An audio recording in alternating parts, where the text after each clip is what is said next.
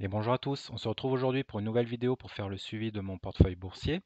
Donc cette vidéo est uniquement à but pédagogique, hein, je ne suis pas conseiller financier et chacun est responsable de ses investissements. Donc alors là on est milieu de mois de juin, donc on va regarder comment ça s'est passé pour la première quinzaine. Donc vous pouvez voir, j'ai quelques lignes en plus là maintenant sur mon compte titre. Donc j'ai deux lignes en plus, donc c'est pas comme c'est indiqué, c'est des simulations, hein, c'est pas, j'ai pas rajouté 50 000 euros sur mes investissements boursiers. Donc en fait j'ai voulu faire, ce que j'ai fait, c'est que je simule mes investissements que je fais mensuellement. Donc au lieu de faire un investissement en stock picking sur mes actions, j'ai voulu faire la même chose en achetant un ETF World, qui est mon point de référence, mon indice de référence pour mon portefeuille. Et je voulais faire la même chose. J'ai regardé aussi le SP 500 pour mes investissements sur mon compte titre US.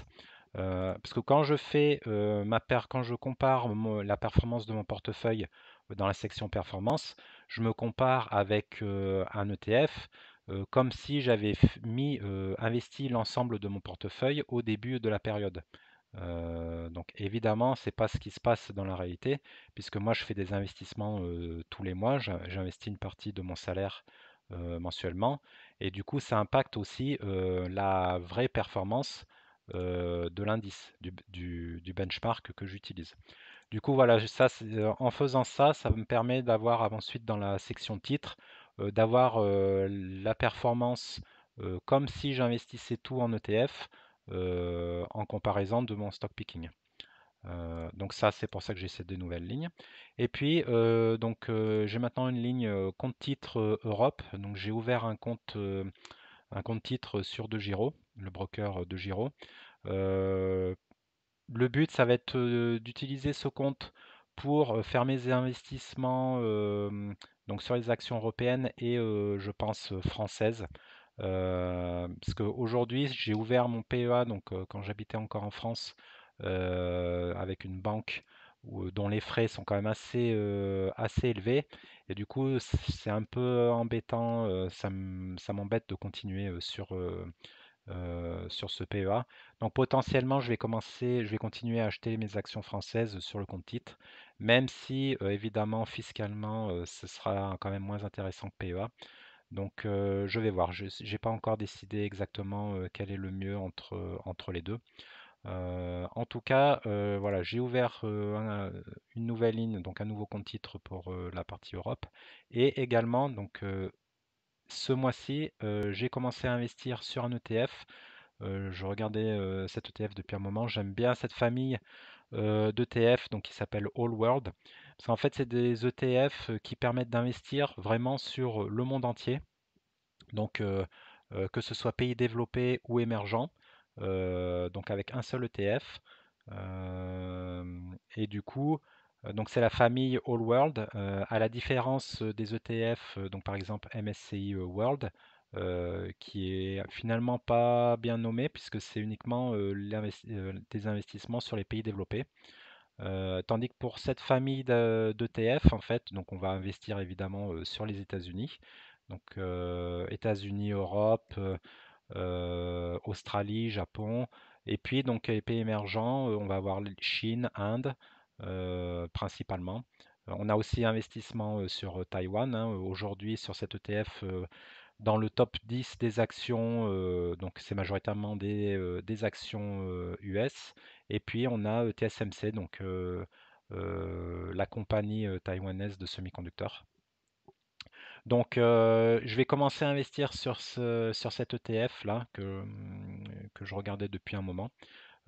Et puis donc je vais essayer d'investir en parallèle donc sur cet ETF et puis je continuerai sur mon PEA. Je pense à avoir mon ETF SP 500 pour avoir pour surpondérer quand même un petit peu encore la partie US par rapport au Vanguard FTSE All World. Parce qu'aujourd'hui le marché US est encore vraiment le plus performant. Donc voilà, je vais jongler un peu entre ces deux ETF. Euh, Une autre solution qui est possible à la place de prendre ce genre d'ETF et que beaucoup de gens en font, c'est de prendre un ETF pour les US, ou alors un ETF World, un ETF émergent, un ETF Japon. Mais bon, j'ai préféré partir sur un ETF qui me permet d'investir directement dans le monde entier avec une seule ligne. Voilà. Et puis donc les trois autres lignes compte titre, donc ça c'est les trucs habituels. Donc on va regarder les transactions que j'ai faites depuis le début du mois pour la première quinzaine de juin. Donc j'ai touché les dividendes d'MSCI, donc 3 dollars de dividendes 1er juin. Visa m'a versé également 4 dollars le 3 juin. J'ai reçu les dividendes de Zoetis également, 4 dollars. J'ai investi, donc j'ai fait ouverture d'une nouvelle ligne ETF, donc mon Vanguard FTSE. Donc j'ai acheté 4 parts pour donc 5400 SEK, donc c'est les couronnes suédoises, donc ça fait à peu près 480-490 euros de mémoire. Voilà. Quelques dépôts. Donc là, c'est benchmark SP 500 MSCI World, c'est les deux simulations que j'ai expliquées là, où j'investis, je vais essayer d'investir l'équivalent en ETF pour ensuite regarder dans la section titres, voir un peu ce que ça donne. C'est intéressant. Cette semaine, j'ai investi également, j'ai acheté une nouvelle action O'Reilly Automotive. L'action avait pas mal descendu là depuis quelques jours, elle était retombée autour des 960. Donc là, j'ai attendu un peu que ça remonte quand même, et puis donc j'ai acheté une deuxième action à 995 dollars, voilà. Euh, j'ai touché là cette semaine dividende de Kinsale pour 45 centimes. Ce genre d'action, hein, c'est pas pour les dividendes que qu'on l'achète. Microsoft m'a versé des dividendes également, 4 dollars 50. Et puis hier, donc j'ai acheté une nouvelle action Visa hein, qui pour 271 dollars, qui a un prix raisonnable.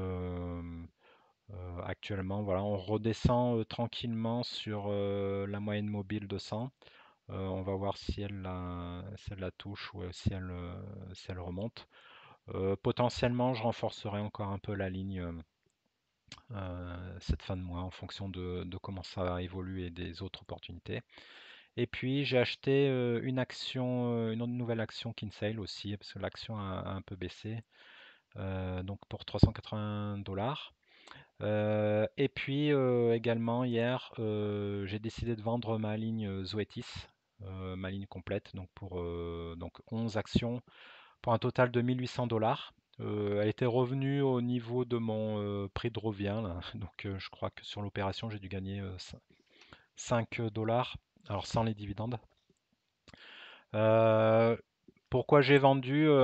Bon, elle n'a pas trop performé hein, depuis que je l'ai, même pas du coup, on le voit ici, hein, elle était plutôt flat. Et puis, comme je le répète à chaque vidéo, hein, le but c'est de réduire mon nombre de lignes pour être plus efficace. Hein. J'avais, je crois, 18 lignes sans mes ETF. Et je voudrais être en dessous des 15 ou disons 15 maximum. Ça permet aussi de faire un meilleur suivi des actions, faire un meilleur suivi de mes actions. Donc voilà, j'ai décidé de vendre mes actions qui ont le moins performé. Hein. Évidemment, le but, c'est pas souvent les gens font l'erreur de vendre les actions leurs champions parce qu'ils ont fait des plus-values. Alors après, bon, ça dépend si on fait du court terme ou du long terme, hein, mais disons que sur le long terme, moi je garde mes champions hein, comme Microsoft, et puis eh ben, je vends mes lignes qui sous-performent hein, pour améliorer la performance globale du portefeuille. Donc voilà, vente de Zoetis. Donc au niveau du coup de mes positions, ça donne ça, pas trop de changements depuis ces deux dernières semaines. Toujours Alphabet en top, maintenant Visa en second, Microsoft, Apple. Cette semaine, Apple qui a très bien performé, hein. Il y avait la conférence en début de semaine où ils ont présenté enfin l'intégration de l'intelligence artificielle dans leurs produits, donc le Apple Intelligence. Et du coup, le marché a très bien réagi et donc l'action a fait presque plus 7,7% sur la semaine. Donc, sachant que donc elle est repassée première capitalisation mondiale, hein. Donc c'est assez énorme, hein, ces niveaux de capitalisation, faire de plus 7%. Et puis donc O'Reilly ensuite, hein, puisque j'ai acheté une deuxième action à coût de 1000 $, hein, ça va vite. Et puis voilà. Et toujours en fin de classement, en termes de taille, j'ai principalement mes actions françaises. Donc là, ça n'a pas dû vous échapper là depuis cette semaine. Il y a grosse chute du CAC 40 et donc un paquet les actions du portefeuille ont pas mal souffert, hein. On va le voir un peu dans la partie performance. Moins que le CAC 40 quand même.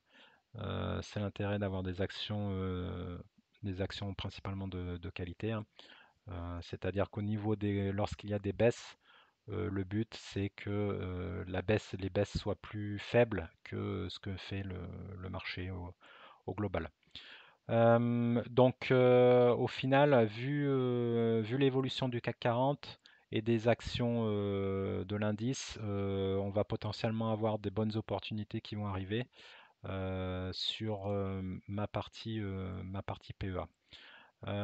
Donc au niveau de mes actifs, du coup, donc alors maintenant, donc sur ma partie ETF et ETC, donc j'ai trois lignes maintenant, hein. Toujours mon ETC sur le cuivre, je ne l'ai pas renforcé encore, il n'a pas fait grand-chose, hein, depuis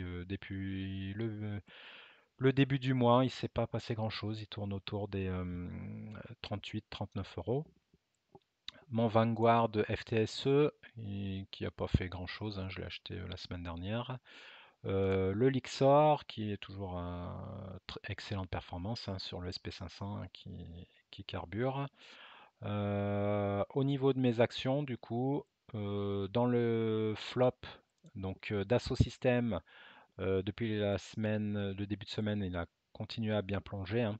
Donc là, on est au niveau des 35 euros maintenant, sachant que mon prix d'achat moyen est à 38, donc ça me fait une sous-performance de 7%. Euh, Aujourd'hui, clairement, c'est ma ligne que je réfléchis à vendre également. Sachant que, bon, vu la taille de ma ligne qui n'était pas très élevée, hein, ça me ferait une perte de 50 ou 60 euros, je crois. Donc c'est raisonnable, hein, en comparaison des gains que j'ai fait sur mes autres lignes. Donc là, ouais, j'ai ma ligne d'assaut système qui est sur un siège éjectable. Je vais voir ce que je vais faire cette fin de mois, si elle se reprend ou pas.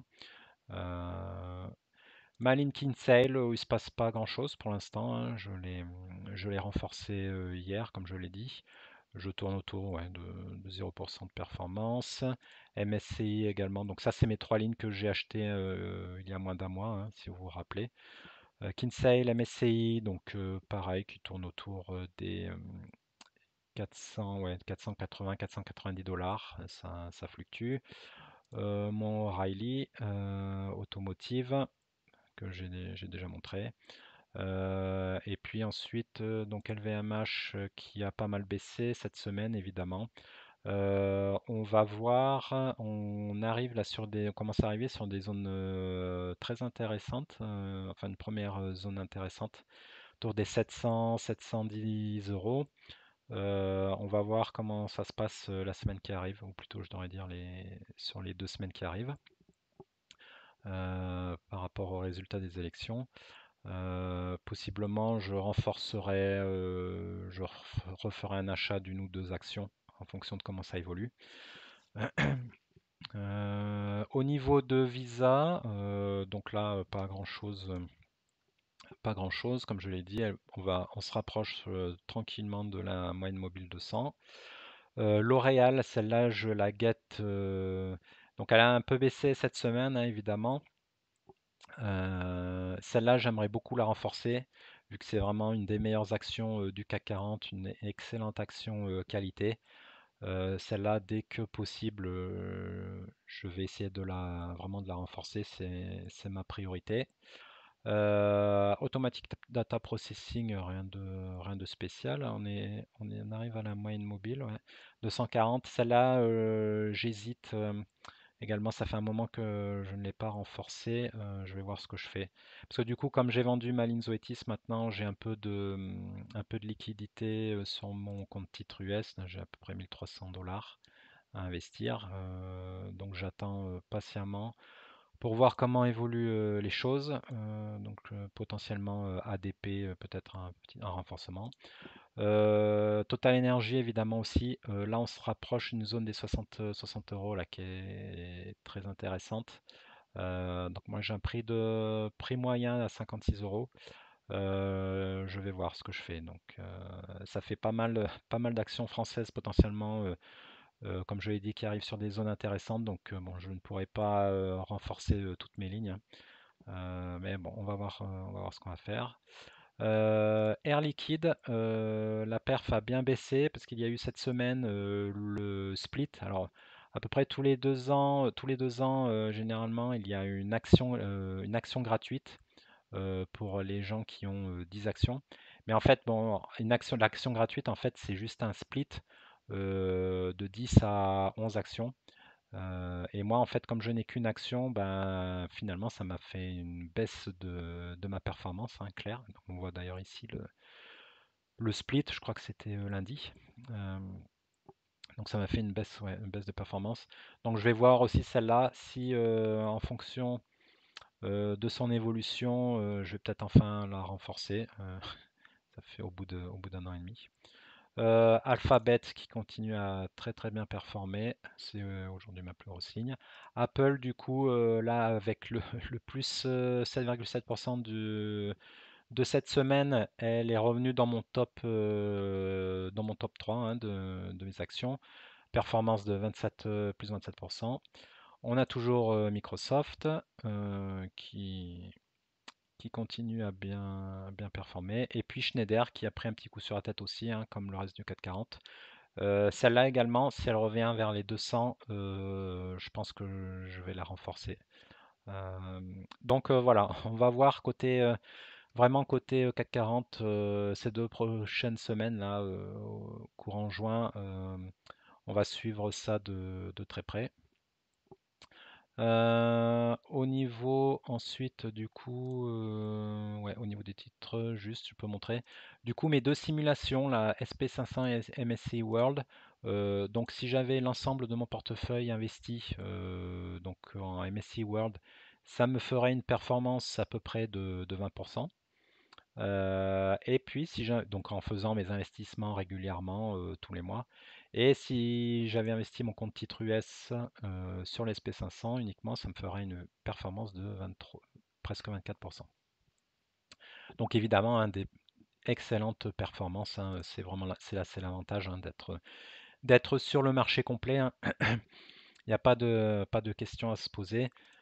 Typiquement, là, le fait d'être sur MSCI World, ça atténue typiquement les problèmes que peuvent avoir tous les gens qui sont sur PEA sur les actions du CAC 40, hein, évidemment, puisque les actions françaises, alors je ne sais pas combien ça représente en pourcentage sur le MSCI World, mais ça ne doit pas être énorme.